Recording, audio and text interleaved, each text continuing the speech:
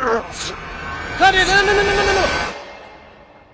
I'm really excited to do this electric lap. It's very electrifying to be in a car like that, so I'm super excited. You ready? Yeah, I'm ready. This is not too fast. Whoa! Oof. Woo! It's fast, huh? That's fast, yeah. My lunch may disagree, but whoa! The electric power! We're almost done, right? No, we still have a bit, huh? Still have a bit. Are you scared or what? No. You like it? Yeah. I felt like you were a bit scared, man. Claudio, it is a hot day. You've always wanted to do that. It's a tough track. It's a legendary track here in Formula E. How much did you enjoy that? Yeah, give me a minute here. That's bold. Oh, wow.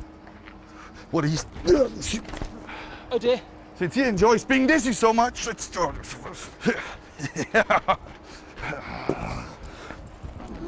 Claudio, no.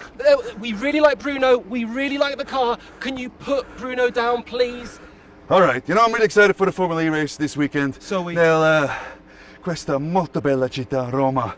And now I think I need a drink, so you hang on to this, okay? Thank you. Wow. Woo! Feel better already. Just a normal day at the office.